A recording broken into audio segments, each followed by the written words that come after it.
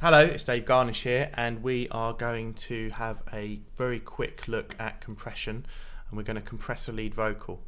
A compressor reduces the dynamic range of the audio, so the quiet bits become louder and the loud bits become quieter. And the reason we use compression on a lead vocal is to get more of a consistent level of the lead vocal throughout the song, so you can hear the lyrics of the quieter bits and the louder bits aren't just screeching at us. Okay, so we're just going to look at this little section of the verse just down here, so I'm going to play it through. Okay, here it is, and we're just going to pop open just a box standard Logic compressor. Okay, so here it is. Right, now, okay, starting off, we have our circuit type. Platinum is the kind of old school Logic algorithm that came with the plugin when it very first came out. And then here we have some simulations of circuitry.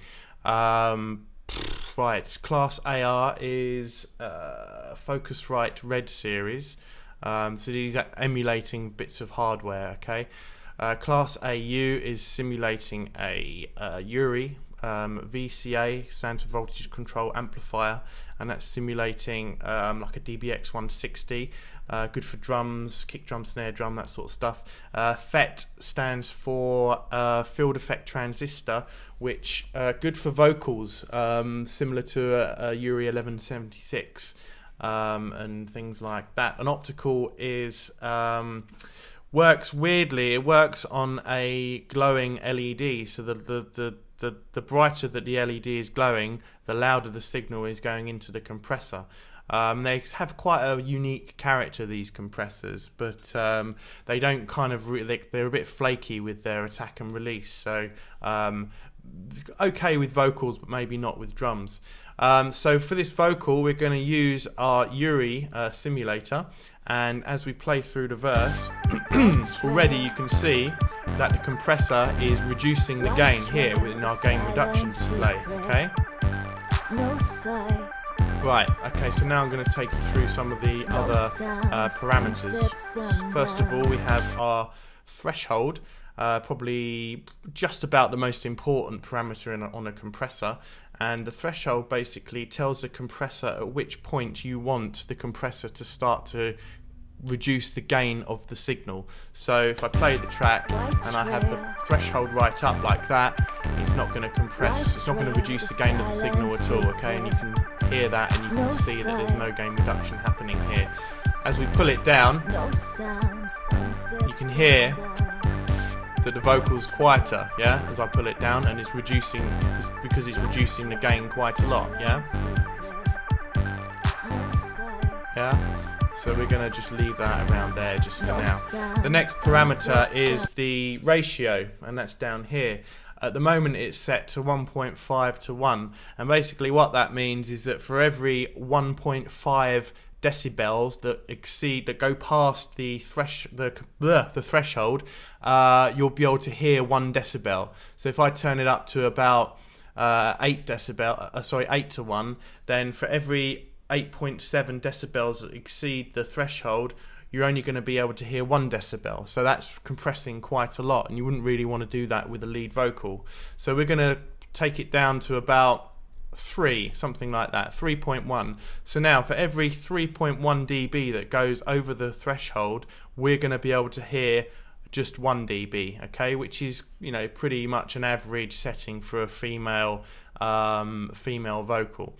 Okay, attack. Now if your attack's really fast, then the compressor is going to react as soon as the signal gets into the compressor.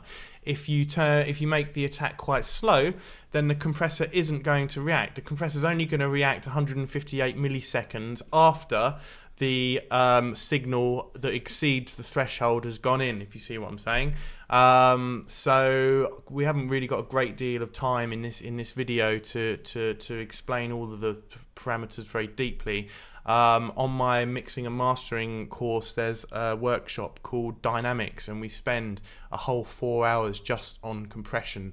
There's a lot to it, so we're just scratching the surface here, so I can't spend very long on each parameter. Okay, the next one is release. Now that tells the compressor how long to take the gain reduction back off after the transient passes through the threshold. So if I just play the track again, now you can see it's taking ages to get back, yeah?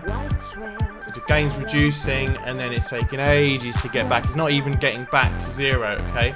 Now if I make the release really fast, yeah, you can see, let's bring down the threshold so it's really compressing. Yeah, so as she stops singing, it snaps back to the 0 almost immediately, okay? So I'll just turn that up so you can see. Yeah, you can pretty much see that on the gain reduction. So we're going to use about a 97, about 100 millisecond release, okay? About 30 millisecond attack's pretty good. Ratio of about 3 to 1 is sounding pretty good for this female vocal. We're only really going to be interested in this little section of the verse. We're not going to worry about the chorus just for this purpose of this tutorial. We're not going to talk about the limiter threshold. We're not going to talk about peak or RMS, and we're not going to talk about these other parameters down here on the compressor in this video, okay? Because there just isn't time. Right, okay, so we're going to go back to the top, and we're going to get our threshold, and we're going to turn it right up so it's 0, so it's not going to compress at all, and we're going to play through. And as we're playing, I'm fairly happy with my attack and my release and my ratio. As I'm going to play the track down, I'm just going to grab the threshold and I'm going to shut my eyes because I don't want to be distracted by the visual display of the gain reduction, okay? I'm just going to use my ears rather than my eyes, which is something you should do when you're mixing tracks, okay? It's very tempting just to kind of get distracted and obsessed by what the meters are doing, and you get all your spectrum analyzers out for your over your mix and things like that. I've seen loads of DJs kind of look at the spectrum analyzer to actually see what the frequency's doing, and they're more worried about that than what they're hearing, you know, which is wrong. So I'm just going to play through this little section of the verse. I'm going to shut my eyes and I'm going to pull the threshold down until I'm kind of roughly happy with what the compressor's doing. Okay, here we go. White trail. Right, eyes shut. White trail, the skyline secret. No sight. No sound, sunset, sundown. White trail. White trail, the skyline secret. Okay, that for me is sitting a lot nicer. The vocal's sitting a lot better in the mix. It's not jumping all over the place so much. And the important thing is that I can't hear that the compressor is working, okay? If you were making a disco house record and you were side chaining it off a kick drum, then yeah, you really want to hear the compressor working. But if you're to compress a lead vocal, all you want to do is round off those levels. So I'll just play you through the verse and hopefully you agree. White trail. White trail, the skyline secret. No sight. No sound, sunset, sundown. Yeah, so we've achieved our goal there, I think. We've evened out the levels quite nicely.